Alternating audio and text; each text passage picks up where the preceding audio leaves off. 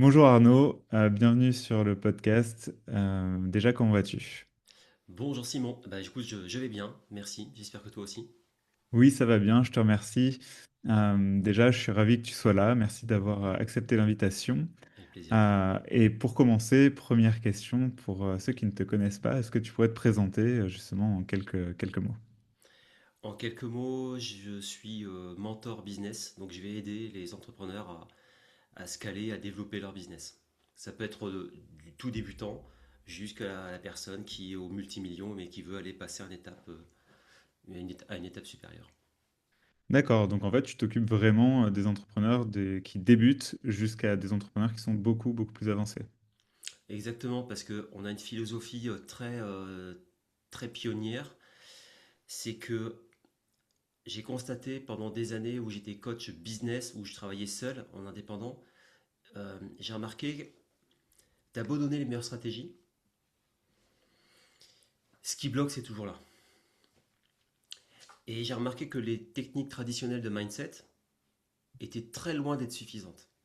Et vraiment mon objectif c'était, je pense comme tout à chacun, c'était de dire, bon, la cause racine, mon objectif c'est de la trouver rapidement et de la dégommer pour que ça, voilà, toutes les réminiscences puissent voilà, partir, que le blocage soit complètement disparu et qu'on puisse avancer sérieusement et rapidement. Sauf que ça se passait pas aussi facilement que ça. Donc les techniques de mindset traditionnelles ne te permettent pas d'aller chercher la cause racine avec certitude et surtout avec rapidité. Et donc j'ai eu la chance de rencontrer Hélène Pavot, avec qui je travaille. On est cofondateur d'Alliance 5D. Et j'ai eu pour habitude en fait de lui envoyer tous les clients qui justement avaient ces blocages au niveau mindset ou les techniques traditionnelles que j'utilisais, hypnose, PNL, enfin coaching pur, enfin toutes ces techniques-là. C'est bien, ça fait avancer, mais c'était jamais suffisant. Et à chaque fois que je lui envoyais mes clients, il se passait des trucs de dingue. Parce que je veux dire, à stratégie enseignée égale, les gens n'avaient pas du tout les mêmes résultats. Mais pas du tout, pas du tout. Donc forcément, j'ai essayé de trouver depuis des années le moyen de pouvoir satisfaire tout le monde et que tout le monde puisse avoir les mêmes résultats parce que c'était incompréhensible. Ils ont les mêmes sujets, ils n'ont pas les mêmes résultats. C'était bizarre.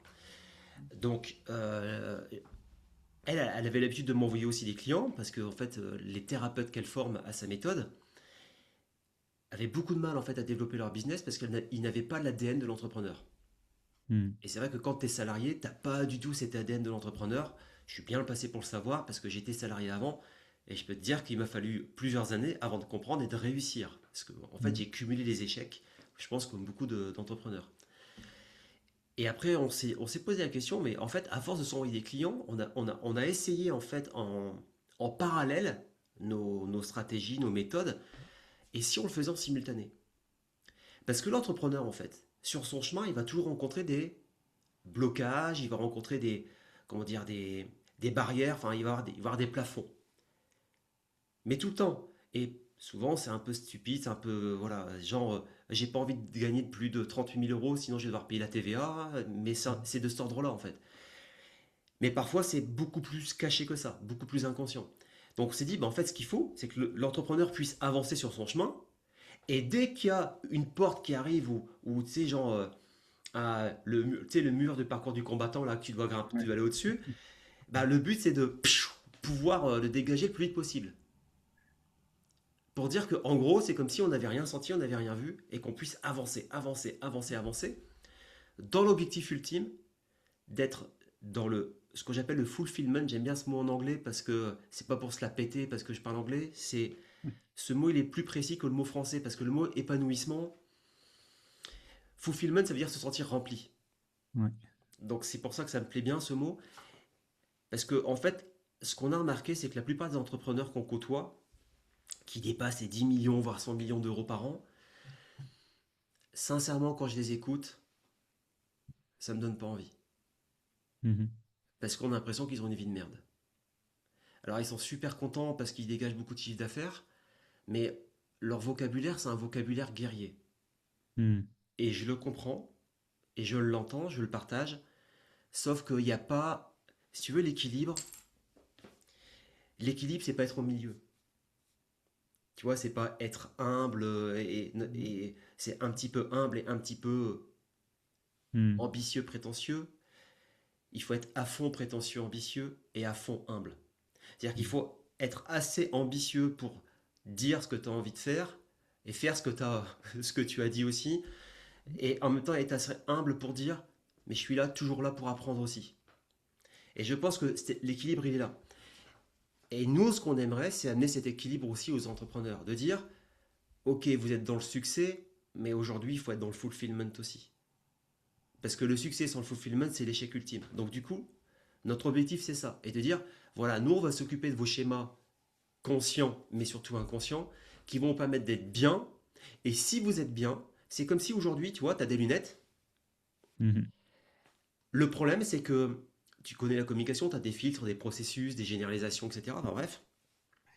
C'est comme si aujourd'hui, tu ne te voyais pas à l'intérieur comme tu devrais te voir. Parce que les filtres que tu as là ne sont pas les bons. Les injonctions de la société, surtout en France, très compliqué d'être dans l'échec ou dans la réussite, d'être entrepreneur, d'être ambitieux, très compliqué. Et puis tu as le schéma aussi, le logiciel que tu as fabriqué quand tu étais enfant, avec tes parents, puisque tu as modélisé ce que tu as vu. Et donc du coup, tu as des filtres. Nous, notre objectif, c'est d'enlever tes filtres pour que tu puisses te voir toi à l'intérieur comme tu dois te voir, c'est-à-dire le trésor qui est à l'intérieur de toi, pour que tu puisses le faire rayonner autour de toi. Parce que tu es d'accord, aujourd'hui, comment tu peux aider les gens si tu ne rayonnes pas toi-même, si tu n'as pas suffisamment d'amour pour toi-même et de certitude pour toi-même? C'est pas possible. Et ensuite, enlever les filtres aussi pour que tu puisses voir l'extérieur tel qu'il doit être vu, c'est-à-dire les opportunités, les bonnes opportunités à voir. Ne pas tomber dans les pièges de l'objet brillant, etc., etc. Et cetera. Et puis surtout, pour que tu puisses créer quelque chose qui est écologique pour toi d'abord, et ensuite pour les autres. Voilà, l'objectif, il est là. Ouais, bien sûr. Bah, écoute, merci déjà pour le partage. Je partage vraiment ce que tu dis. Le but de ce podcast, tu vas voir, c'est aussi de parler de l'humain, justement, derrière l'entrepreneur. Donc, toi, c'est ton métier, donc c'est parfait. Ouais. Et de ce que j'entends, il y a vraiment plein de questions que j'ai envie de te poser. La première, puisque j'ai l'impression que c'est aussi à la base de ce que tu fais maintenant, ça a été peut-être ta rencontre avec Hélène. Est-ce que tu peux nous en parler un peu plus et comment vous fonctionnez ensemble? Alors déjà, je vais parler de mon background. Mon background, j'étais DRH dans des grands groupes. Mhm. Donc, j'ai vu la tristesse humaine face à des managers qui étaient vraiment pas très cool, des organisations qui ne pensaient qu'à une chose, la finance. Et attention, hein, on est entrepreneur, notre objectif numéro un, c'est gagner de l'argent. Donc il n'y a pas de souci Mhm. avec ça. Encore une fois, c'est une question d'équilibre. Et j'ai commencé, moi, à me former par l'énergétique. Sophrologie, sophrologue-caïcédien, Reiki, tout ce que tu veux, voilà, plein de choses. Et après, j'ai fait des choses, on va dire, un peu plus sérieux pour le commun des mortels, c'est-à-dire une formation en coaching, etc. Et puis, j'ai lancé mon business en 2020 et Hélène, qui est devenue ma compagne, était ma cliente. C'était une de mes premières clientes. D'accord. Donc, je l'ai aidé à développer son activité.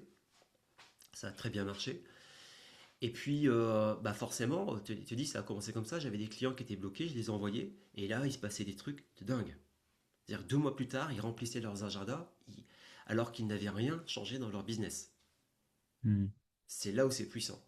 C'est pour te dire que, à quel point c'est qu'aujourd'hui, rien que le fait que tu débloques ces choses-là, conscientes et inconscientes, tu vois, pour le peu qu'en plus, tu aies une vraie bonne stratégie, là, tu fais un carton. Mhm. Et donc, on s'est rencontrés et, euh, et je le dis souvent hein, quand je suis en conférence ou en interview. En fait, Hélène est tellement humble que quand je l'ai rencontrée, qu'elle m'a dit bah, j'ai créé une méthode. Et j'avais rencontré quand même beaucoup de coachs et de thérapeutes, forcément, c'était mon métier, puisque je les accompagnais. Et je me suis dit, bon, allez, encore une méthode, c'est un blougi-boulga tu sais, t'as pris un truc là, puis t'as pris un truc là, puis t'as fait un mélange, et puis tu dis que t'as créé une méthode, quoi. Donc, en Ouais. gros, c'est du flan. Moi, c'était vraiment ce que je pensais. Et puis, elle m'en parlait, mais elle était pas en mode, waouh, j'ai créé un truc extraordinaire. Donc, je me dis, bon, c'est un truc basique, bateau, etc. Et quand elle commence à me l'expliquer, ça me donne pas du tout envie, parce qu'en fait, je suis formaté. Tu as compris que j'ai fait beaucoup d'études, Oui. j'ai fait beaucoup de formations complémentaires, et en fait, on te donne cette habitude, cette obésité intellectuelle, c'est-à-dire que tu te sens jamais en fait assez compétent. Le fameux syndrome de l'imposteur, et plus tu te formes, plus tu l'as. Mhm. Parce que plus tu regardes les autres, tu dis, oh bah regarde, lui, il sait faire ça aussi, il fait ça. Ok. Mais les gens, en fait, le problème, c'est qu'ils comprennent les choses, mais ils les ont pas intégrées. Et pour les intégrer, il faut le pratiquer. Revenir à la source, c'est-à-dire compréhension, intégration, transformation. Mhm. Tu dois prendre ces trois stades-là. Et donc, à un moment donné, elle me parle de sa méthode. Bon, je dis, ok, bon, voilà. Et puis, bon, bah voilà, elle me dit qu'elle a des résultats extraordinaires, comme tous les gens que je rencontre. Bah, ils disent qu'ils ont des résultats extraordinaires. Si tu vois. Et donc, en fait, quel est le curseur? C'est toujours pareil. Quel est le curseur, en fait? Mais je sens qu'elle, elle est en mission.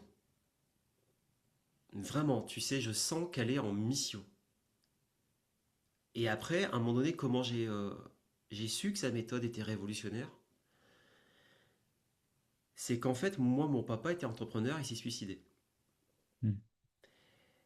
Tu comprends pourquoi j'ai fait plein de formations d'abord dans l'énergétique, déjà pour moi Ouais. me sentir mieux, et ensuite le coaching parce que c'est comme si en fait je pouvais comprendre les choses pour faire un bond dans le passé et pour pouvoir agir, ce que j'ai pas pu faire à l'époque. Aussi bon DRH que j'étais, j'y ai rien vu, tu vois. Mhm. Et donc un jour on discutait, puis elle me dit, t'as libéré au fait le suicide de ton père? Je fais bah oui, gars, j'en parle librement.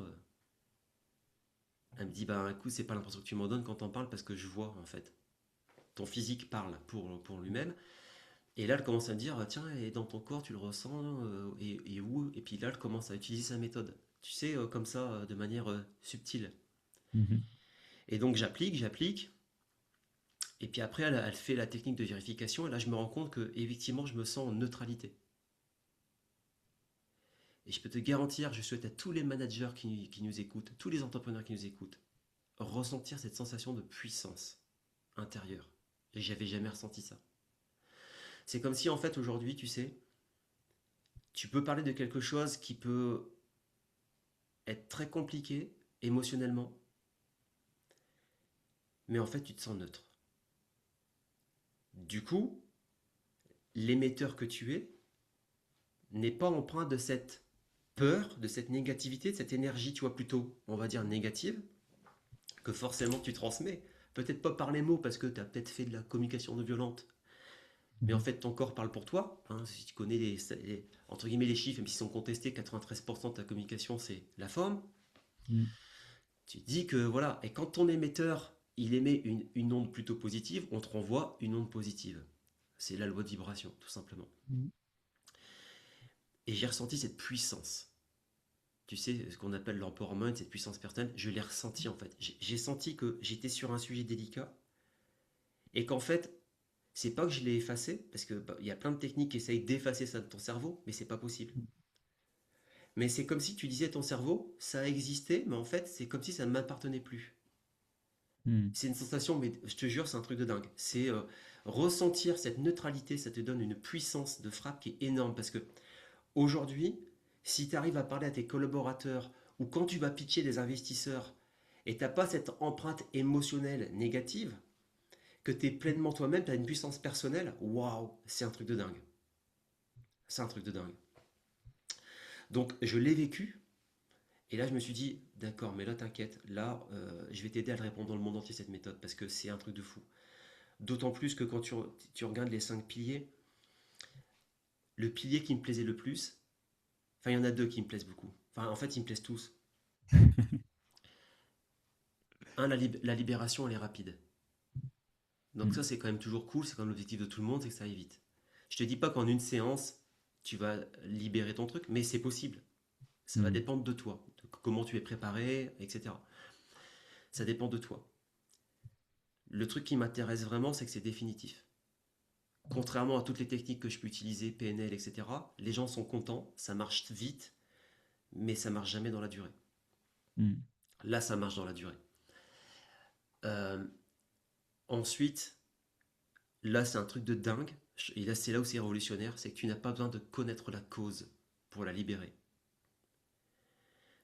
T'as pas besoin d'aller, comme on dit, tu sais, creuser, tu creuses, tu creuses, tu creuses, tu creuses. Tu sais jamais en fait, parce que parfois c'est transgénérationnel, c'est un terrain, c'est des choses qui t'appartiennent pas, quoi, tu vois. Et tu peux pas aller mettre le doigt dessus, c'est pas possible. Là, t'as pas besoin. Et c'est là où c'est encore puissant, c'est un autre pilier, mais ça rejoint ce pilier-là. C'est que tu imagines que quand tu dois accompagner quelqu'un qui a vécu un trauma très compliqué, la plupart du temps, pourquoi il veut pas aller voir un psy ou se faire aider? Parce qu'il veut pas revivre la situation. Mm. Il veut pas en parler. Et il veut pas remuer ce qui sent pas bon. Avec ça, t'as même pas besoin. C'est-à-dire que tu pourrais avoir un trauma très compliqué, t'as même pas besoin de m'en parler. Mm. Donc en fait, c'est hyper écologique et tu restes dans ton intimité. Et donc du coup, et puis t'es vraiment en sécurité. Et ça, c'est vraiment puissant parce que ben, ça permet aux gens de se libérer sans avoir besoin de retourner dans le truc et forcément d'en parler à la personne qui est en face. En parler, c'est mieux. En parler, c'est mieux parce que tu déposes déjà quelque chose, donc tu es déjà sur la voie de la guérison. Mais t'as pas besoin, et ça, c'est cool. Et j'ai envie de dire, le pilier ultime, c'est l'autonomie. Trop de gens vont confier les clés de leur maison intérieure à d'autres personnes. Mm. Et moi, je serais extrêmement méfiant de tout ça. Il y a beaucoup de gens qui vont avoir des postures de gourou. Oui, moi je parle directement avec Dieu, etc. Alors, c'est peut-être possible, hein. Mais si tu veux, je vais quand même rester un peu pragmatique. Qu'est-ce qui me confirme que c'est la réalité? Et qu'est-ce qui me confirme que c'est pas justement l'opposé de Dieu qui est en train de parler à travers toi et qui me dit deux choses vraies pour que je croie qu'au final c'est vrai, Mm. puis qu'en fin de compte, ça se passe pas bien pour moi. Donc, ce qui est intéressant, c'est que c'est pas le thérapeute qui est en face de toi qui te libère. Lui, il te guide à ce que toi, tu te libères toi-même. Il y a un bouquin, c'est LOL au carré. Mais je sais pas si tu connais, mais en fait, il t'explique ça. Il faut reprendre sa puissance intérieure. Mm. Qu'en fait, la seule personne qui est capable de se libérer, c'est toi. Et le fait d'avoir quelqu'un en face qui t'aide, bah, effectivement, c'est beaucoup plus cool. Et c'est pour ça qu'en fait, il y a tout un process qui fait qu'au début, bah, en fait, oui, il y a beaucoup de guidage. La personne qui est en face de toi va beaucoup t'aider, te guider. Et au fur et à mesure, elle va te guider de moins en moins pour que tu arrives à l'autonomie. C'est-à-dire qu'à l'issue, en fait, à l'issue de nos accompagnements, tu es un entrepreneur libre et autonome. C'est-à-dire que sur le plan stratégie business, tu seras capable de sortir n'importe quelle offre en un claquement de doigts, de savoir la pitcher correctement et de savoir la marketer correctement. Parce que tu vas savoir exactement quels sont les leviers que tu dois appliquer. Et plus tu le feras, plus ça sera rapide. Ça, c'est la promesse. Et la deuxième promesse, c'est que tu seras capable de libérer instantanément les blocages qui vont surgir à toi. C'est-à-dire que, un, tu vas être capable de les identifier, et ça c'est important de savoir les identifier. Deux, tu seras capable de les libérer en instantané, les yeux ouverts. Même, imaginons que demain, tu es face à ton patron, qui est en train de t'humilier devant tout le monde, tu seras capable de le libérer tout de suite pour que tu puisses garder ta puissance personnelle et savoir faire une réponse adaptée. Ça, c'est une puissance de dingue. Et je pense que tous les managers, tous les directeurs du CAC 40 ou des grosses entreprises devraient être formés à ça, à cette gestion émotionnelle, tu vois, dont on parle là. Donc voilà, tu as deux promesses, c'est que tu t'es autonome au niveau business et tu es autonome au niveau émotionnel. Parce que tu es capable de libérer tes blocages conscients et inconscients. Et est-ce que vous vous occupez justement aussi des salariés? Parce que tu prends l'exemple de quelqu'un qui se fait humilier en face de son patron. Est-ce que c'est quelque chose que vous avez exporté en dehors du monde de l'entrepreneuriat pur? Je veux dire des entrepreneurs et des dirigeants? Non, pas pour l'instant. Je vais t'expliquer pourquoi. Je suis DRH, je connais bien les lois. Tu sais, tout ce qui est risques psychosociaux, l'obligation de résultats, de sécurité, etc. Je connais bien. On propose aux entrepreneurs qu'on accompagne, c'est-à-dire d'accompagner leurs équipes. Ça, on le propose. Parce que eux, comme ils l'ont déjà vécu à l'intérieur, ils savent à quel point c'est puissant. Donc ils sont convaincus. Hmm. Maintenant, et surtout depuis le Covid, et là, s'il y a des gens sur LinkedIn qui nous écoutent, bon courage pour contacter un DRH et pour vendre vos prestations. Ça fonctionne uniquement par réseau.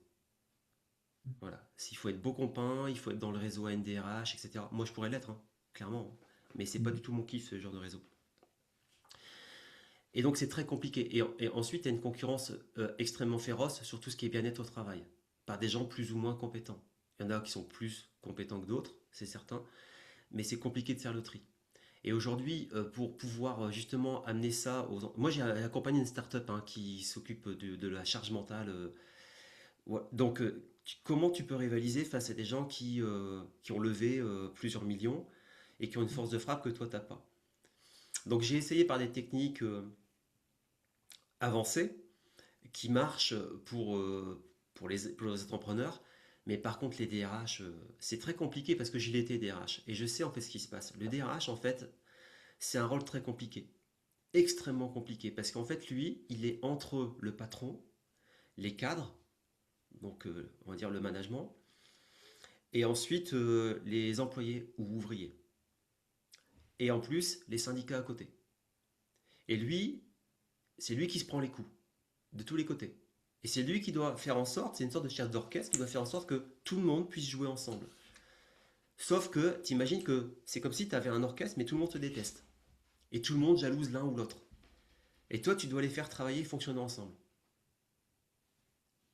C'est extrêmement compliqué. Ça veut dire que souvent le DRH, lui va prendre soin de tout le monde, il va former les gens, il va leur trouver des formations, il va leur donner des coachs, mais jamais on va s'occuper de lui. Et jamais il va peut-être penser à s'occuper de lui d'abord. Parce Mm. que déjà, ça serait peut-être certainement mal vu par la direction, et par les syndicats, et par les salariés. Donc c'est très compliqué en fait et je peux te le garantir parce que j'ai fait partie de mastermind où on a rencontré d'imminents entrepreneurs comme Éric Larchevêque, Anthony Bourbon, Mm. euh, celui qui a créé, je sais plus comment il s'appelle, je suis désolé, celui qui a créé Legal Start ou Legal Place, je sais plus. Mm. Euh, et je l'avais questionné, j'ai dit tiens, tu as parlé de LinkedIn, tu as réussi à contacter les RH et tout ça. J'ai dit tu peux m'expliquer ta stratégie? Il me fait en fait non, on a essayé mais ça n'a pas du tout marché. Ils sont injoignables et surtout depuis le Covid, en fait, c'est très compliqué de les approcher, même en utilisant les techniques les plus poussées, les plus avancées qui soient. Quoi. Donc voilà, une des raisons pour laquelle on n'a pas commencé à développer. Si tu veux, on dit toujours, c'est déjà tu changes ton monde intérieur et tu vas changer le monde. Mm. Donc en fait, si tu veux, on est déjà en train de cumuler avec tous les entrepreneurs qu'on accompagne, que ce soit des débutants ou des gens qui sont multimillions, on est en train d'accumuler des témoignages et ce qui va leur falloir, c'est cette preuve-là. Ils vont avoir besoin beaucoup de réassurance, comme on dit en business, pour pouvoir passer cette étape-là. Mais le jour où ils auront compris, et je pense que les premiers qui vont agir dans ce sens-là, qui vont nous solliciter, ils vont halluciner des résultats qu'ils vont avoir. Ils vont halluciner. Et là, ils vont avoir un, voire deux trains d'avance par rapport à la concurrence. Parce que t'imagines que quand on enlèves les filtres et que tu vois les opportunités là où elles sont, et que tu vois l'humain qui est en face de toi, mais pas que dans le truc qui va pas, mais aussi dans ce qui va bien, Mm. et que tu vas souligner justement ce qui va bien pour le faire ressortir, le mettre dans sa zone de génie, etc., je peux te garantir que là, tu vas créer des licornes, mais à volonté, quoi. C'est vraiment notre certitude. Parce qu'on voit les résultats de dingue des gens qu'on accompagne. Ouais, c'est super intéressant.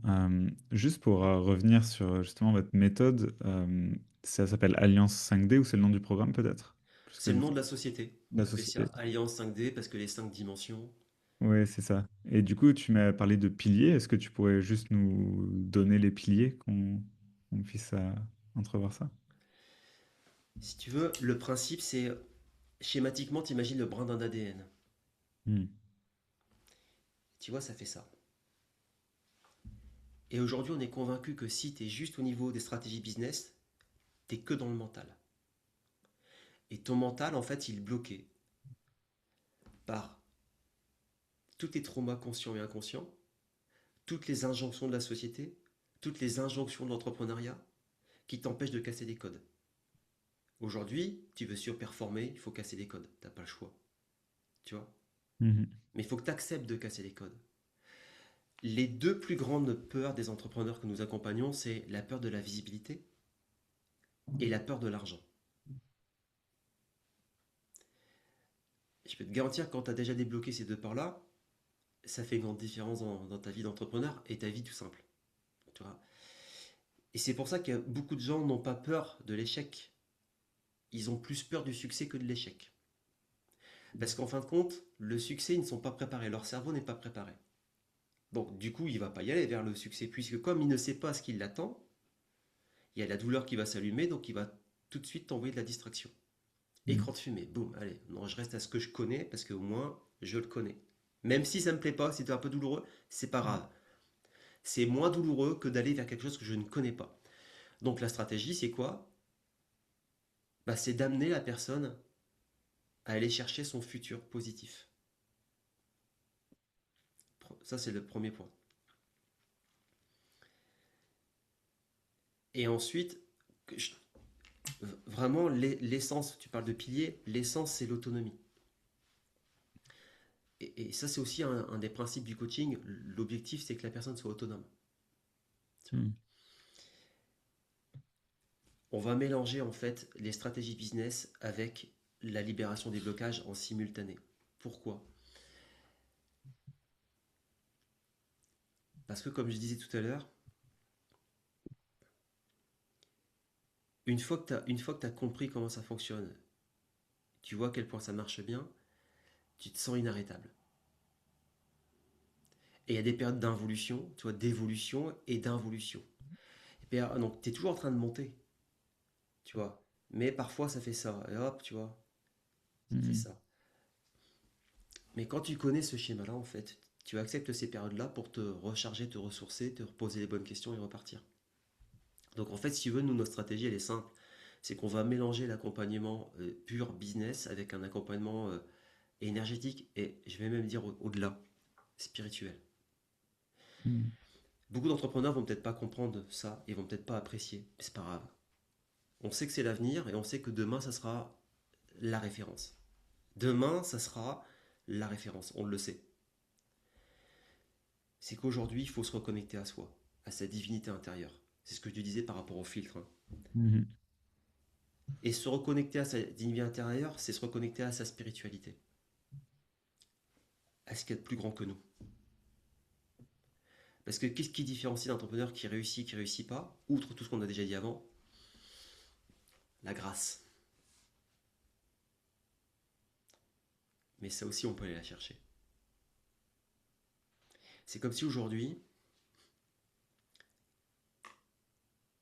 j'ai schématisé ça. Aujourd'hui, l'être humain, c'est un émetteur-récepteur. T'es d'accord? Oui, ouais, complètement. Sauf que cet émetteur-récepteur,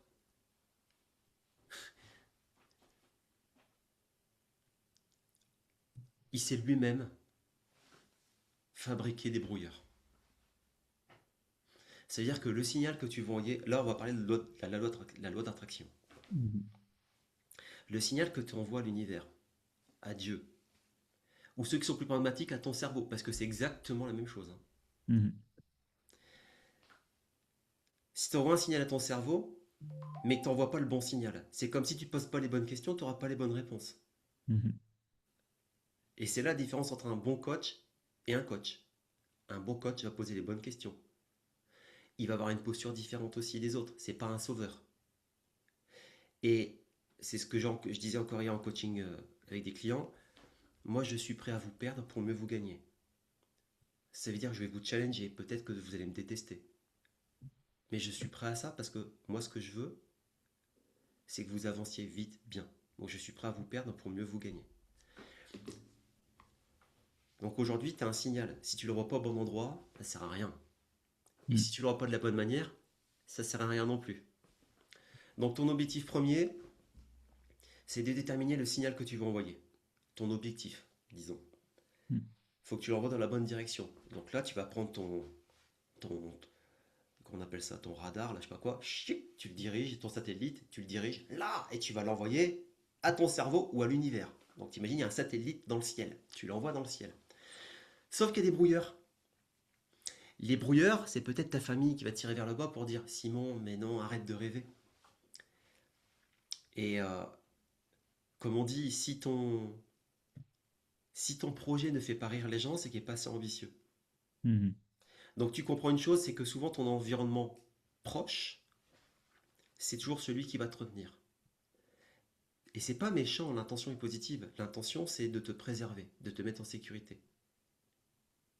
Mais l'entrepreneur qui réussit, c'est très bien qu'il doit se mettre en danger. Ou en tout cas, il doit sortir de cet élément de sécurité. Donc imaginons, tu as le bon message. Donc ton signal, tu l'envoies au bon endroit. Déjà, c'est pas mal. Déjà, tu es bien parti. Sauf qu'il y a les brouilleurs qui interviennent. Donc, il y a l'environnement, il y a tes blocages conscients, il y a tes blocages inconscients, enfin, il y en a plein. C'est-à-dire que ton Mhm. message, bam, il retombe. Et là, il y a plein de gens qui disent, je comprends pas, Simon, j'ai tout essayé, j'ai tout fait, et j'ai tout compris, hein. Moi, j'ai des gens, ouais, mais ça, j'ai déjà entendu. Je fais, d'accord, est-ce que tu l'as intégré? Et je peux te garantir que 80% du temps, non, ils sont passés à l'action une fois. Mhm. Et c'est-à-dire que les 20% qui restent, ils sont passés à l'action deux fois et ils ont arrêté. Donc ça veut dire que voilà, ils ont pas passé l'étape de l'intégration, donc de la transformation et l'étape ultime de l'enseignement. Parce Mhm. que je suis convaincu qu'aujourd'hui, quand on a tout reçu à notre naissance pour accomplir notre mission, c'est certain. Mais que quand on a cette connaissance cumulée à la sagesse, et la sagesse tu l'as que par l'expérience, donc compréhension, intégration, transformation, Mhm. enseignement, quand tu as cumulé cette connaissance avec la sagesse, tu as une obligation, c'est de transmettre, d'une manière ou d'une autre. Soit à tes enfants, soit à plein de monde comme toi et moi, on essaie de diffuser à plein de monde. Bon, imaginons, tu dégages ces brouilleurs justement avec la méthode vibration, dont on parlait tout à l'heure. Mhm. Là, ton signal, il pousse, il pousse, il pousse. Sauf qu'à un moment donné, il n'arrive pas jusqu'au satellite. Ou alors il arrive jusqu'au satellite, mais il n'est pas assez puissant pour revenir. Donc il faut que tu travailles l'amplification de ton message. Et comment tu fais pour que ton message soit amplifié? Bah là, tu te connectes à ton enfant intérieur. Et ton enfant intérieur, c'est tout ce que la société a voulu étouffer. Et encore maintenant. Et en fait, ton enfant intérieur, j'ai employé des gros mots, hein, mais ça va, je suis désolé, la lumière est partie. C'est pour percuter le cerveau.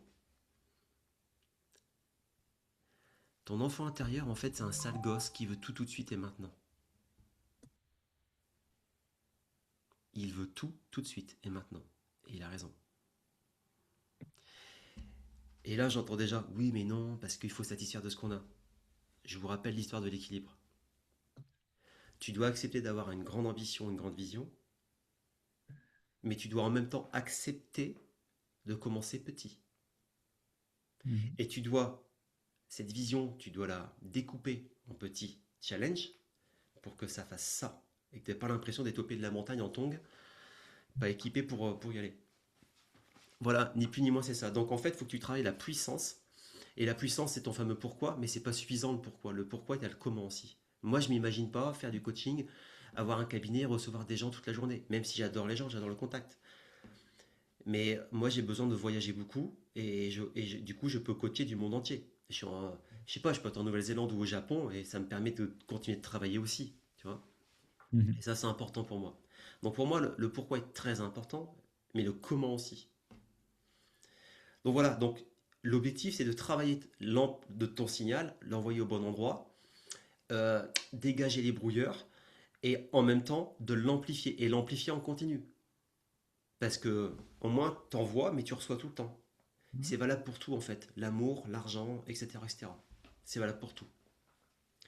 Et donc du coup, on a des exercices qui te permettent de ça. Tu vois, de comprendre quels sont tes brouilleurs, enfin ton message, où tu dois l'envoyer, tu dégages tes brouilleurs, tu amplifies ton message. L'entrepreneuriat, c'est pas ça. Tu crées ton offre, donc c'est ton message, tu l'envoies au bon endroit, au bon prospect, donc le bon client idéal. T'enlèves les brouilleurs, c'est-à-dire que t'enlèves les objections Mhm. avant qu'elles arrivent. Et puis bah, ensuite, t'amplifies ton signal en faisant un marketing puissant et innovant. Et pour que ton signal soit toujours amplifié, ben, tu innoves dans ton marketing tout le temps, tout le temps. Et tu vas itérer, tu vas améliorer ton offre à chaque fois de manière systémique. Chacune des composantes, tu vas l'améliorer. Voilà, je pense que j'ai résumé un petit peu Alliance 5D. Ouais, très clair, très clair. Super intéressant et ça donne envie. Tu m'as parlé de justement quand tu nais que tu as tout pour réussir ta mission. Toi, Arnaud, aujourd'hui, ça serait quoi ta mission?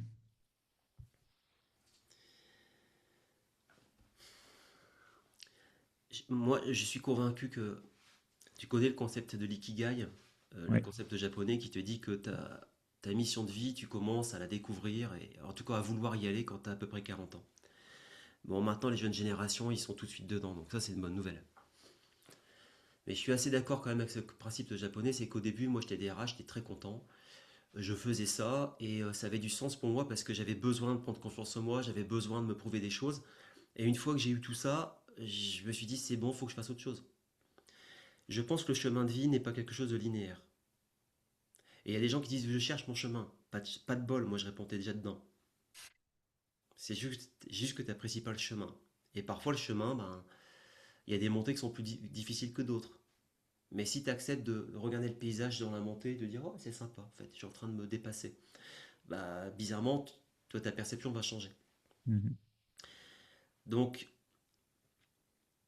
ma première mission, ça a été d'être un bon DRH et de mettre en place des choses pour que les gens se sentent bien et que l'entreprise réussisse, qu'elle puisse gagner de l'argent et reverser une partie de l'argent aux salariés. J'ai réussi cette mission.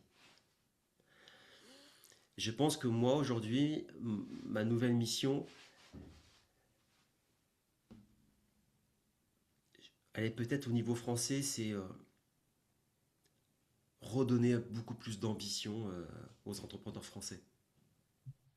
Les Américains, ils n'ont pas de problème à parler de l'argent, ils n'ont pas de problème à parler de, de projets complètement délirants.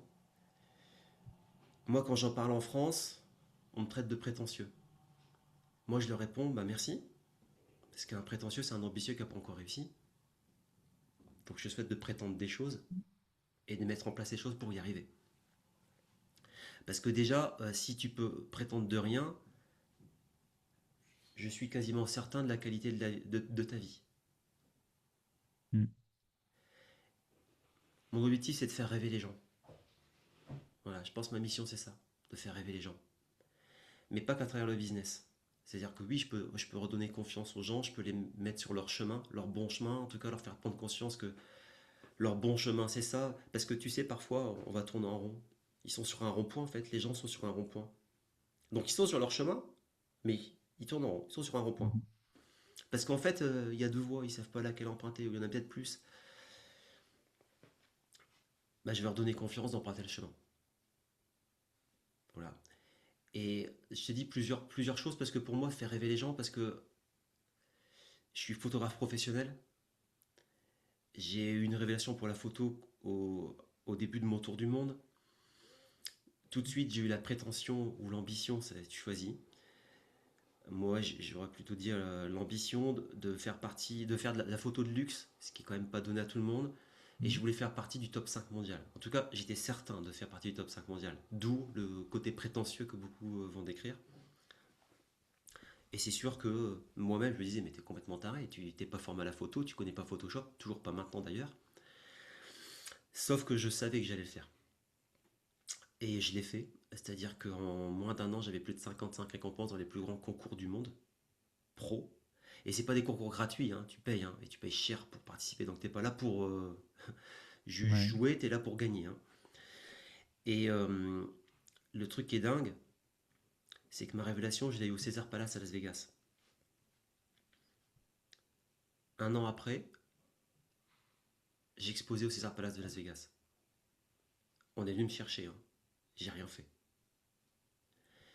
Un an après ça, je gagne la médaille d'or au concours international de Tokyo. Donc là, ça m'a prouvé une chose en fait. Aujourd'hui, tu peux aller beaucoup plus vite sur ton chemin à partir du moment où tu acceptes d'y aller exactement comme tu l'as vu dès le départ. Mm. Et on va pas tous le voir de la même manière, hein. Mais moi, j'ai vu ça tout de suite. J'allais faire partie du top 5 au niveau mondial, j'allais exposer à Las Vegas. J'avais dit à ma mère alors d'envoyer à Las Vegas, elle s'est moquée de moi, elle avait raison, ça semblait tellement prétentieux, mais je savais que j'allais le faire un an plus tard, je le faisais. J'ai eu la médaille d'or à Tokyo, j'ai eu plein de médailles d'argent, médailles de bronze, j'ai été coup de cœur géo, etc. Donc tu vois, j'ai réussi ce que j'avais voulu réussir dans ce domaine-là. Et là, je suis en train de préparer un album de métal, et j'escompte bien réussir aussi. Peut-être pourquoi pas un jour faire le Hellfest, qui est pour moi la référence des comment on appelle ça là, enfin, des concerts. Voilà. Donc faire rêver les gens et en fait les reconnecter aux rêves, parce qu'aujourd'hui le truc qui marche bien c'est bah oui j'ai des rêves, il faut que je les vive en fait. J'ai une vie et les rêves, tout comme les envies, parce que je vais différencier les rêves des envies.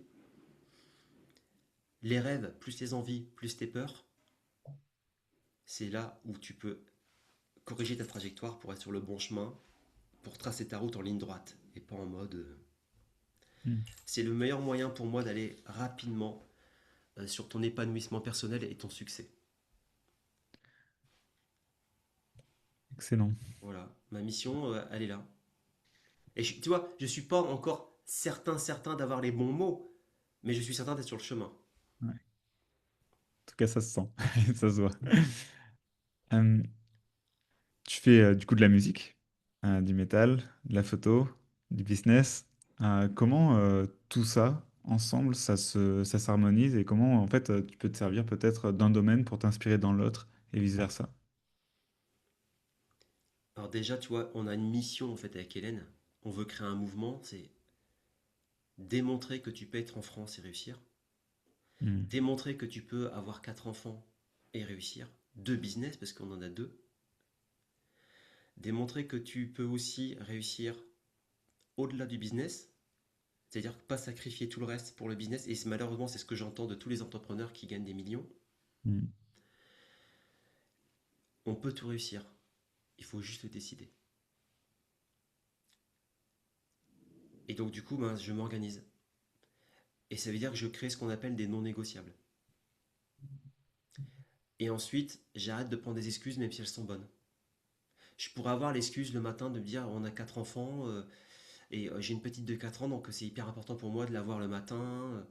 Tu vois, de prendre le petit déjeuner avec elle, de lui faire un petit câlin, trop important pour moi. Pour ma journée, il faut que ça commence comme ça. Donc je pourrais prendre l'excuse, ah, je suis fatigué, et puis donc je fais pas mon heure de guitare, je fais une heure de guitare par jour, Hmm. au minimum. Et je vais t'avouer que je l'ai pris cette excuse-là pendant un temps. Toutes les autres excuses, c'était bon, j'étais passé à un niveau de leadership suffisant pour ne plus les écouter. Mais celle-là, ouais, j'étais fatigué, puis je voulais voir ma fille, puis c'est vrai que parfois c'était un peu compliqué, hein, ceux qui sont parents comprennent. Même si c'est une bonne excuse, c'est pas une excuse. Donc qu'est-ce que j'ai fait? Ben, je me suis organisé. Et non seulement je peux faire mon heure de guitare tous les matins, mais je peux voir ma fille aussi tous les matins. Hmm.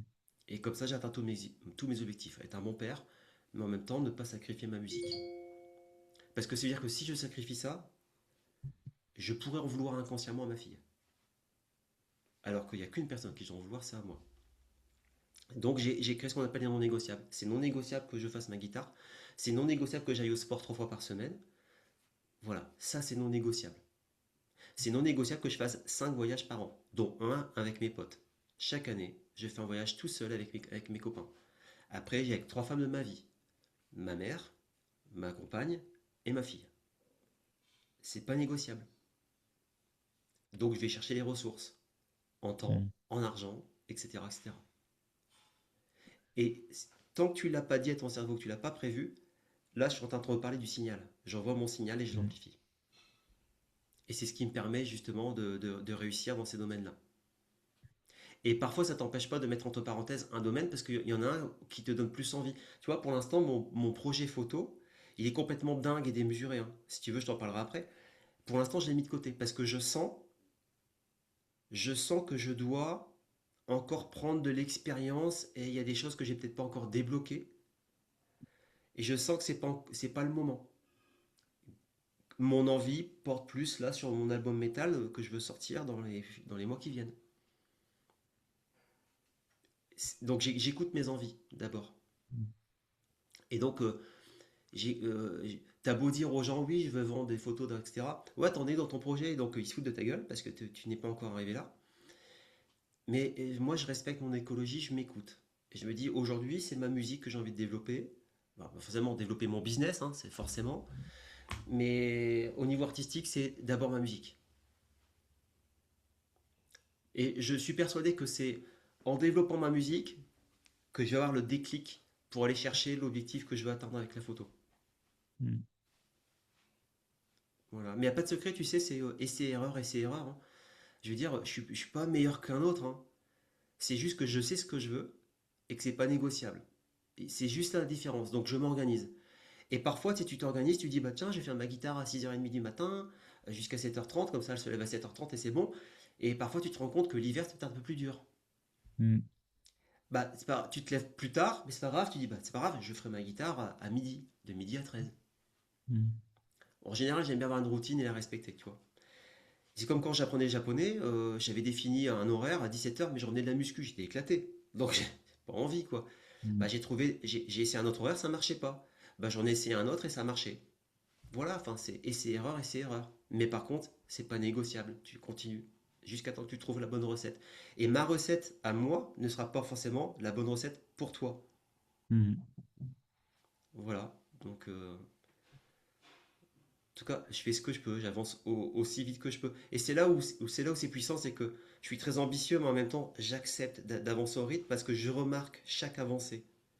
Mm. Plutôt que de souligner tout ce qui n'avance pas et tout ce qui ne va pas, je vais souligner tout ce qui va et tout ce qui avance. Ah, je vois. Et tu dors quand? Bah, je dors comme tout le monde en fait, si tu veux. Mais en fait, tu sais, le fait d'être père,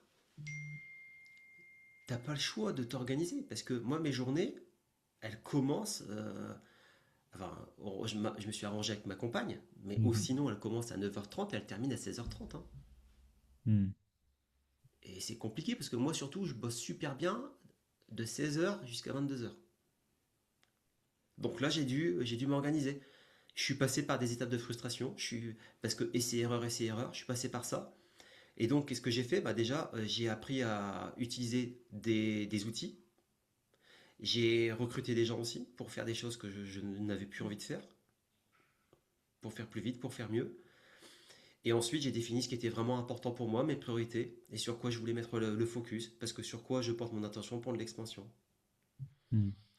Et j'accepte que mon business mette peut-être 6 mois de plus pour décoller. C'est pas grave, parce que moi, je sais que je fais ce qu'il faut avec ma fille, je fais ce qu'il faut avec ma femme, et je fais ce qu'il faut avec ma musique.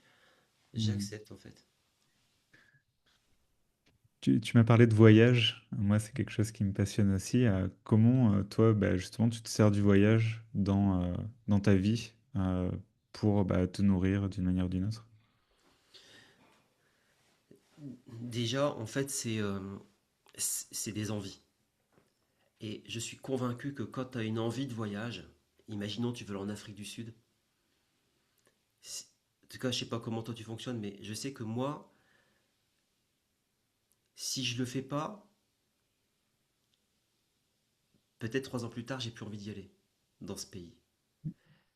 Et quand bien même j'y vais, il y aurait pas la magie qu'il y aura eu avec l'envie. C'est Mhm. comme, imagine, tu as une super pâtisserie, champion du monde, la pâtisserie ta pâtisserie préférée, d'un côté tu en as envie et tu as super faim en fait. Imagine, tu as super faim. Là, la pâtisserie, tu vas ressentir tous les goûts, tu vas l'apprécier mais à fond. Mais imagine que là, tu as cette pâtisserie-là, mais tu n'as pas du tout faim, tu te sens un petit peu barbouillé. Tu vas la manger quand même. Ça n'aura pas le même goût. Bah, je pense que le voyage, pour moi, c'est comme ça. Et j'ai un principe, quand j'ai une envie de voyage, avant, c'était fait dans les 3 ans, parce que comme j'étais salarié, forcément, j'avais un nombre limité. Mm. Maintenant, en tant qu'entrepreneur, je peux partir quand je veux. Donc, dès que j'ai une envie de voyage, dans l'année, c'est fait. Dans l'année, c'est fait. Je suis convaincu que, si tu sais, on a des envies différentes, toi et moi. Mhm. Comment t'expliques ça? Je sais pas, et on s'en fout. Ce qui compte, C'est que si t'as cette envie-là, c'est pas pour rien. Les gens disent j'attends des signes de l'univers. T'en as des signes, c'est tes envies déjà. Mm. Je fais si t'as cette envie-là, c'est que tu dois aller vivre cette situation-là. Parce que tu vas rencontrer des gens, rencontrer des situations, avoir des prises de conscience, donc en fait tu vas à la rencontre de toi-même. C'est une pièce du puzzle de ton chemin.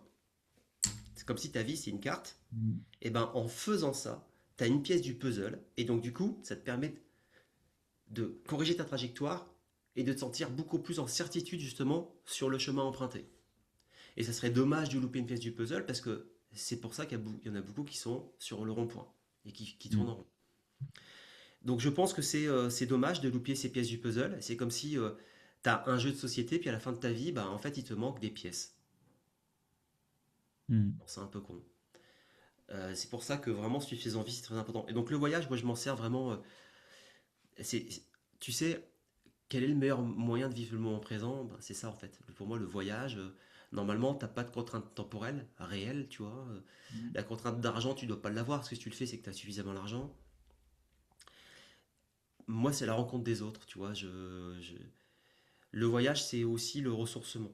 Pendant que je voyage, je ne travaille pas normalement, tu vois. Mhm. Et je vais aller chercher d'autres cultures, et puis je vais. Enfin, pour moi, c'est indispensable. Ça fait partie de moi, c'est mon ADN. Demain, tu me dis, t'es milliardaire, qu'est-ce que tu fais de tes journées? Je fais des conférences dans le monde entier, ça veut dire que je voyage. Je fais mes conférences, mais j'en profite pour voyager dans le pays, faire les randonnées. Mhm. Enfin, pour moi, c'est ça. Ça fait partie du truc. Donc le voyage, c'est trop important. Puis tu sais, je pense que c'est ce qu'on appelle des moments de qualité. Je suis avec ma fille, avec ma femme tous les jours. Mais je suis à l'extérieur de la maison. Je suis pas dans ma routine. Et je peux faire des choses différentes. Et on a besoin de faire des choses nouvelles et différentes pour notre système nerveux.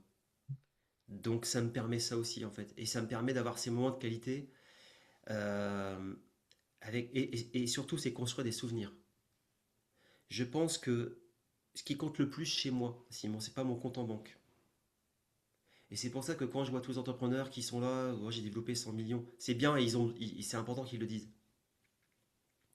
Mais quand on les écoute, on a l'impression qu'il n'y a que ça qui est important. Non.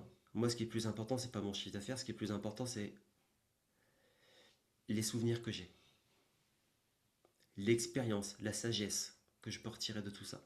C'est ça le plus important. Demain, je me sens pas bien, je me reconnecte à ce disque dur là de souvenirs, je peux te garantir que je vais mieux tout de suite. Mm. Parce que depuis qu'on est né, on a reçu en moyenne 8 signes d'attention négatifs pour 2 positifs. Pour une version normale. Donc t'imagines une version pathologique, pathogène, laisse tomber. On a un disque dur qui est trop chargé en négativité, ben, il faut aller intégrer un autre disque dur qui est positif.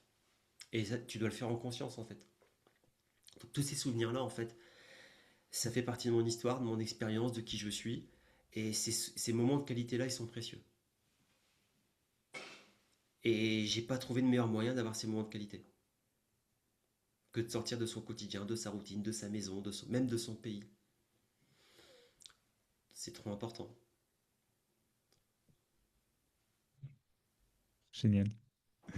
Euh, on va peut-être parler du projet photo, mais j'aimerais te le présenter dans une question un petit peu plus vaste. Aujourd'hui, toi, Arnaud, c'est quoi tes rêves? Il te reste quoi à accomplir? Bah, plein de choses, parce que figure toi, j'ai une liste, forcément. J'ai la liste de mes rêves et la liste des 100 choses que j'ai envie de faire dans ma vie. Donc il y a des choses, tu vois, dans ma liste, il y avait des trucs genre être acteur dans un film et une série, c'est fait. Mhm. J'avais des trucs débiles, un peu faire du parapente, du surf, enfin tu sais, enfin les trucs, voilà, enfin que tu as envie d'essayer. Donc j'ai fait tous ces trucs-là. Alors, si moi vraiment mon rêve, c'est de faire des conférences devant des milliers de personnes. Genre, j'ai fait un TEDx déjà, mais je voudrais faire un TED Talk. Parce que qui dit TED Talk, ça veut dire que déjà il y a du monde, mais c'est que tu es considéré comme un spécialiste, Mm. tu vois, d'un domaine. Donc ça c'est un truc que j'ai envie de faire. Et en fait, comme j'aime bien le défi, j'aimerais bien faire du coup ce TED Talk en anglais. Ça m'excite en fait, le danger m'excite. Donc voilà, je me dis, l'anglais, il faudrait que je travaille le truc et tout ça, donc c'est cool, ça me challenge, donc ça me plaît. Et vraiment, si je pars loin dans le délire, j'aimerais faire un TED Talk en japonais. C'est loin d'être gagné, Mais vraiment, si j'avais bien le temps et tout, c'est vraiment un truc que j'aimerais faire. Un TED Talk en japonais. Parce que j'adore le Japon, j'adore le japonais. Enfin, donc voilà, ça fait partie de. Donc mon rêve c'est un TED Talk, mais si je pars dans le délire, TED Talk en japonais. Après, si je veux relier à la photo, moi mon rêve c'est, j'en ai deux en fait. Ma première étape, c'est de vendre la photo la plus chère du monde, qui est aujourd'hui à 8 millions de dollars. Mm. Mon objectif ultime, c'est d'amener la photo au même rang que les peintures. De les amener à des chiffres à 60 millions, 80 millions, 100 millions. Voilà, ça c'est mon deuxième objectif. Donc, beaucoup vont trouver ça débile. Et c'est vrai que je suis seul dans le monde en fait à vendre des photos édition limitée à une. Toutes mes photos, toutes sans exception, sont édition limitée à une dans le monde. Personne ne fait ça. Et en plus, c'est une double rareté parce qu'en fait, je prends très très peu de photos. Donc j'en vends très peu. Et tu connais Schopenhauer qui te dit les trois étapes d'une révolution, c'est stupide, dangereux, évident. Mhm. Et donc en fait, je pense que tout projet génial doit commencer par être considéré comme un projet débile. Le Bitcoin. Mm. Stupide, dangereux, évident. Donc c'est débile le Bitcoin. Maintenant c'est devenu évident. C'est génial. Et donc aujourd'hui j'en suis au stade de traiter d'être débile. Mais demain, quand j'aurai réussi, on dira que je suis un génie. Donc la morale de l'histoire, c'est il faut accepter de passer pour un débile pour un jour peut-être créer quelque chose de génial. Donc ça c'est du pur mindset en fait, tu vois. Mm. Et j'ose le dire devant tout le monde et je risque de me prendre plein de trucs à regarder le gros prétentieux. Et merci, parce que je pense qu'il faut passer par là en fait pour créer quelque chose de génial. Donc voilà, mes rêves j'en ai plein. Mon rêve c'est d'écrire un album et puis euh, d'avoir 10 000 auditeurs par mois sur Spotify, de faire le Hellfest. Et tu vois, si je pars dans mes délires, faire la première partie de Metallica, même si mon style est complètement beaucoup plus bourrin, mais ouais, mes idoles d'antan qui m'ont fait découvrir le métal, Metallica, tu vois, faire la première partie de grands groupes comme ça, comme Metallica, ça me plairait beaucoup. Ou Gojira, ça me plairait beaucoup. Mm. Voilà, tu vois, t'as un rêve, et c'est là que c'est ça, c'est là. Moi, j'ai toujours remarqué. Pense à la version complètement délirante de ton rêve, parce que c'est celle-là qui t'excite encore plus. Ouais. Et du coup, ça te pousse à avoir encore plus loin, et ça réveille ton enfant intérieur. Du coup, si on revient à la loi de vibration, là, tu es en vibration extrêmement forte. Ton signal, il est amplifié. Et c'est ce signal-là qui va faire que tu vas l'atteindre ton objectif. Parce que tu as remarqué, tu as un objectif raisonnable, 10 000 auditeurs par mois. Mais en fait, ce qu'il faut aller chercher, c'est l'objectif complètement délirant. Et Mm. tous les entrepreneurs qui sont multimillions ici, qui m'écoutent, seront d'accord. Il faut aller chercher l'objectif délirant. Hors du commun, hors norme. Parce que si tu restes dans la norme, tu ne te démarqueras pas. Et surtout, il faut t'écouter. Donc ton enfant intérieur te dit, vas-y, le truc ultime, c'est quoi? Et c'est ça, tu vois, les bonnes questions, les bonnes réponses. C'est quoi ton objectif? D'accord? Et maintenant, ton objectif ultime, délirant, ça serait quoi? Moi, c'est ce que je pose à mes clients comme question. Et là, je vois qu'ils, l'enfant intérieur, il commence à parler. Et ils se sentent libres de parler avec moi parce que comme c'est tellement délirant ce que je raconte, avec autant de certitude, ils se disent, bon, si lui peut te permettre d'être aussi débile, c'est bon, je peux y aller, quoi. Je peux y aller. Et Ouais. c'est là où tu as des projets de cœur qui naissent, qui sont extrêmement ambitieux. Parfois, tu dis, wow, c'est quoi ce truc? Et puis c'est extraordinaire en fait. Voilà, donc j'ai plein de rêves, plein. J'ai le rêve de un jour vivre à l'étranger. Je ne sais pas encore où. Donc ce qu'on fait, c'est qu'on voyage, on regarde les pays qui nous intéressent et on voit si on a envie de rester dedans ou pas. Ouais. Voilà. Ok, pour l'instant, il y a des pistes ou pas encore? Alors moi, avant de rencontrer ma compagne, je devais aller vivre au Japon. C'était prévu, je devais aller passer 6 mois pour apprendre la langue. Pour ensuite pouvoir. Parce que tu peux pas vivre au Japon comme ça en claquant des doigts. Mm. Euh, donc, oui, le Japon, je me sens tellement bien dans ce pays que. En tout cas, à l'époque, je me sentais tellement bien dans ce pays que j'avais envie d'y vivre. J'y suis retourné cet été. Je me sentais toujours aussi bien, mais j'avais plus forcément. J'ai encore envie d'y vivre, mais c'était moins, peut-être moins fort. Faut trouver le bon endroit, quoi. Après, il y a des pays que j'ai beaucoup aimé. Le Costa Rica, c'est pas mal. Euh, le Portugal, c'est pas mal aussi. On a des contraintes aussi familiales, tu vois. Donc, pour l'instant, le Portugal, ça semblait le truc le plus simple. Dubaï, je pense, c'est l'évidence pour les entrepreneurs en termes de fiscalité et Mhm. en termes d'énergie. Parce que quand tu vas à Dubaï, l'énergie est juste dingue en fait. C'est simple, hein. Moi, mon projet photo en France, j'en parle même pas. Parce que quand j'en parle, je me fais mais insulter. De Ouais. toute façon, à l'époque, quand je disais que j'allais faire de la photo, oui, t'es con, t'étais DRH, t'avais de l'argent, du pouvoir, tu vas quitter tout alors qu'il y a des millions de photographes, pourquoi toi? Et moi, je Mhm. répondais, bah, attends, mais pourquoi moi? Mais je m'appelle Arnaud Laine, je suis unique. Tout comme Simon Varcy est unique. Donc j'ai développé mon unicité à travers cet art, point. Donc j'ai mon message à porter et ça parlera peut-être à des gens en fait, tu vois. Enfin, je sais pas Mhm. avant de l'avoir fait de toute façon, mais j'ai envie de le faire donc je vais le faire. M'emmerde pas quoi, tu vois. Et, euh, et j'ai répondu autre chose, j'ai une certitude. Et je pense qu'il y a plein de gens sur LinkedIn qui vont être d'accord aussi et sur tous les réseaux. J'ai pas besoin d'être le meilleur pour réussir et même Mhm. être le numéro un. J'ai pas besoin d'être le meilleur pour être le numéro un. Et on le voit sur plein de verticales, on le voit. Donc j'ai compris ça, j'ai dit voilà, bah, j'ai pas besoin d'être le meilleur.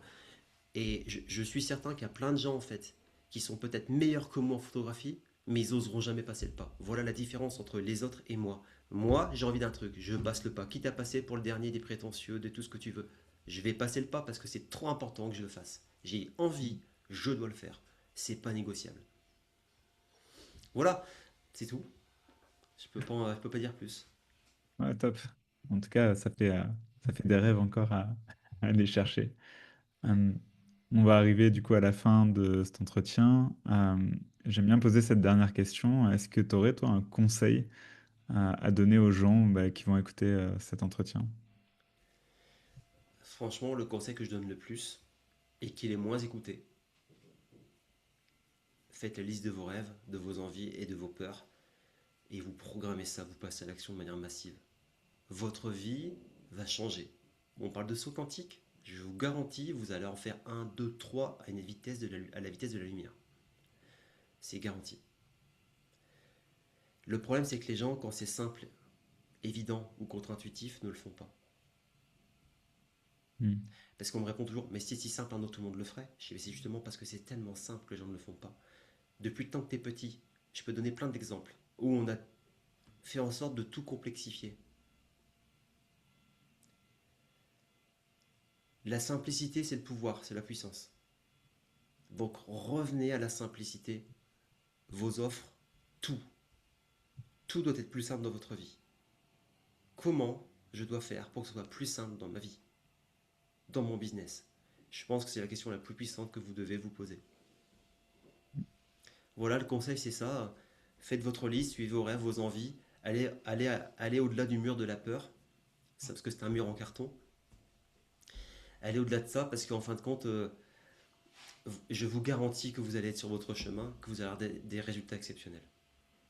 C'est garanti. C'est garanti parce que j'accompagne depuis tellement longtemps. Parce que déjà, quand j'étais DRH, je formais tous les directeurs d'usine, tous mes RRH dans le monde entier, au management, à la communication, au bien-être, etc. J'ai vu les résultats en fait. Vous voulez avoir une bonne vibration? Parce que la vibration plus l'action amène l'attraction. Vous attirez à vous ce que vous vibrez. Et comment vous voulez bien vibrer? Bah, enlevez vos blocages conscients et inconscients, retournez à l'enfant intérieur avec justement tes questions pertinentes. Bah, c'est quoi tes rêves? Voilà. Maintenant, c'est quoi ta version délirante de ton rêve? Et là, je peux te garantir, ton enfant intérieur, il va te parler. Voilà. Je pense que le chemin du bonheur et du succès, il est là en fait, hein. C'est pas plus compliqué que ça, hein. Il faut arrêter de croire que le bonheur, il est permanent. Tu peux avoir des montagnes russes à l'intérieur d'une journée, hein. Hmm. Tu peux te lever fatigué, avoir pas envie, et puis tu fais un coaching d'un client, et puis bam, ça te remet en énergie, et puis après tu démontes tout dans ta journée. il faut accepter en fait tout ça. Et il n'y a rien de parfait. Et ce qu'il faut, c'est pas la perfection, c'est l'excellence. Et l'excellence, tu acceptes l'erreur, tu acceptes l'échec, parce que c'est un trampoline en fait. Alors que si tu es dans la voie de la perfection, tu seras obligatoirement dans la frustration. Mhm. Donc c'est aller vers l'excellence, accepter, d'avoir une grande vision et de commencer petit. Très clair, très clair. Si on veut travailler avec toi, comment ça se passe? Comment on te contacte? Comment on fait? Vous ouais, sur mon site, je sais pas si on peut. Prenez un appel. On prend un appel de 45 minutes. Ce sera pas avec moi, ce sera avec ce qu'on appelle nous des facilitatrices. Euh, L'objectif, c'est de vous orienter au bon endroit. Nous, notre objectif, c'est pas de vous vendre le truc le plus cher, soyons clairs. C'est de vous mettre au bon endroit. C'est comme quand j'étais des DRH, mon obsession, c'était de mettre la personne au bon endroit, dans sa zone de génie, et de lui donner les moyens de s'exprimer. Bah, chaque entrepreneur va être différent. Donc on a des programmes où nous, on n'intervient pas forcément toujours directement, ou alors j'interviens que dans les coachings de groupe. Et si les personnes veulent travailler directement avec Hélène et moi, c'est possible. Par contre, là, c'est limité à deux personnes tous les 3 mois. Attends. Ouais, tous les 3 mois, puisqu'on fait un truc de 6 mois. Donc on prend on va dire, on prend 4 personnes tous les 6 mois, si tu préfères. D'accord. Donc là, il y a une candidature, on voit si ça match de notre côté. Après, bah, de votre côté aussi, il faut que ça match. Et, si vous avez nous rejoindre, bah voilà, c'est parti quoi. Donc il y a quand même il y a des candidatures quoi. Il y a une sélection. D'accord. Et donc c'est Alliance 5D, le site internet. Sinon, Arnolen, on peut te trouver aussi sur les réseaux. J'imagine que ça renverra. Ouais, Alliance 5D ou Arnolen, vous voulez un rendez-vous, je vous envoie le lien. Je pense que sur LinkedIn, il doit être présent. En tout cas, il y a le site internet, mais là, je sais pas si c'est possible de prendre un rendez-vous directement. Donc, il faudrait que je regarde. Mais de toute façon, quoi qu'il arrive, une fois que vous vous inscrivez à la formation qui est offerte de 8 jours, soit en présentiel qu'on vient de terminer, hein, on vient de terminer cette semaine, ou soit en replay, donc là je vais la mettre active très rapidement. Vous avez déjà l'opportunité de prendre un rendez-vous de 15 minutes, voir un petit peu où vous en êtes. Et si vous voulez pousser un rendez-vous un peu plus type audit de 45 minutes, c'est possible. Et c'est vraiment ça, c'est vraiment un audit, on essaie de voir où vous êtes et vous dire, bon bah voilà, nous on a un programme, c'est celui-là qu'il te faut quoi. Après, c'est à toi de voir. Si tu veux suivre supérieur, c'est possible. Si, si tu penses que c'est celui d'inférieur qui te convient, c'est possible aussi. Mais on va vraiment te guider pour te dire voilà. Et l'ensemble de nos accompagnements, ça dure 6 mois. Ok, très clair. Voilà. Bah, écoute, merci Arnaud. Euh, Merci Simon. Vraiment ravi de t'avoir rencontré à travers cet entretien. Merci d'avoir accepté. Et bah, j'espère qu'on aura l'occasion de se recroiser dans le futur. Avec grand plaisir. On fait aussi des séminaires en présentiel, tu vois. Donc, je peux te dire, c'est un truc de fou. C'est bon à savoir. Ouais. Ça se situe où? La dernière fois, on l'a fait à Roissy-Charles de Gaulle. Ah oui, Tu vois, enfin, c'est marrant parce que j'aime le voyage, j'aime les aéroports, tu vois. Donc, c'était à côté, tu vois, au Novotel, juste à côté, ok, à Roissy. Et c'était au mois de septembre. On a appelé ça double impact. d'accord. Et je peux te garantir que les gens qui sont sortis nous ont dit, vous avez extrêmement bien choisi le nom, on l'a eu le double impact. Ouais, c'était ça. Puis, waouh, qu'est-ce que c'était fluide. Et tous nous ont dit, c'est impressionnant. Il y a un avant, un après, hein. Là, c'est certain. Là, ils sont repartis en mode viking. C'est bon, allez, c'est parti, quoi. Tu vois. Mais pas uniquement l'aspect guerrier. Il y avait l'aspect aussi amour inconditionnel pour soi et pour les autres. Mhm.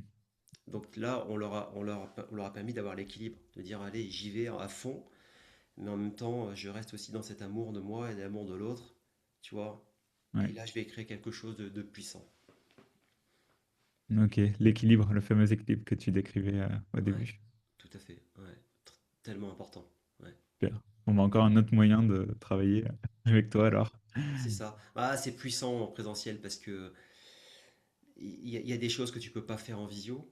Mm. Et le fait que tu sois en plus, tu vois, on parlait de voyage, mais le fait que tu sois en dehors de chez toi, que tu sois pleinement connecté pendant ces 2 jours-là, que tu sois pas en train de faire autre chose pendant qu'on te parle en visio, etc. ça change déjà pas mal de choses. Le fait aussi que tu sois avec d'autres personnes qui vivent la même situation que toi, tu te sens moins seul. Le fait que tu réseautes aussi à l'intérieur de ces séminaires, parce que tu es là aussi pour ça, tu es là pour réseauter, tu Mm. crées des contacts. Nous, dans nos clients, il y en a plein qui ont trouvé des partenariats, soit des prestataires ou soit des partenaires. Mhm. Et dire, c'est fou, parce que cette rencontre a changé complètement mon business. Voilà, ça fait partie aussi de ces séminaires en présentiel. Et on sait qu'en France, c'est extrêmement compliqué de vendre des billets pour des séminaires. Mhm. Parce que t'en as, allez, t'en as deux gros qui tournent.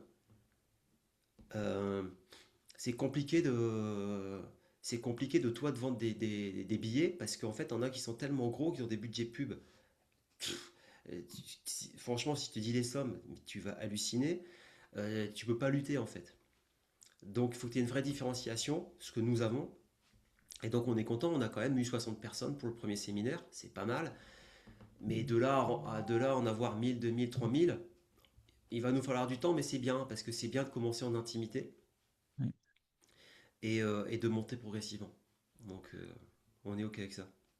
Bon, en tout cas, c'est tout ce que je vous souhaite, parce que je pense qu'on a besoin d'entendre votre voix sur le marché de l'entrepreneuriat français. Ouais, ouais, bah nous, on est en mission, hein.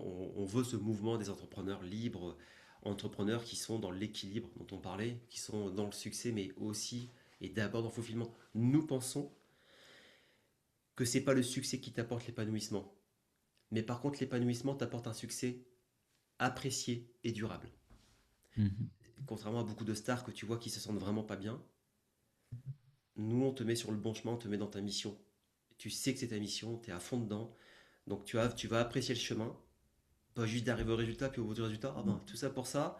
Non, tu vas apprécier le chemin, tu vas apprécier le résultat, et tu vas toujours aller plus loin dans l'épanouissement et dans le succès. Parce qu'en fait, on aura travaillé cet ADN-là avec chacun d'entre vous. Et sur quoi tu portes ton intention, prendre l'expansion.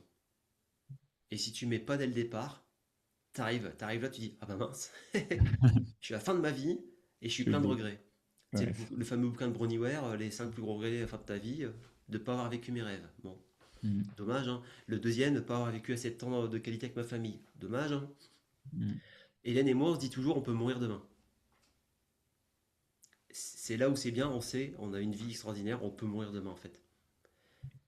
Après, je me dis, ah, j'ai quand même envie de sortir mon album quand même avant. Donc, t'as toujours une bonne excuse de vivre, C'est tu ça. vois. Voilà. Ouais, top. Bon, merci encore Arnaud. Et puis à bientôt du coup, je À pense. bientôt, Simon. Merci beaucoup.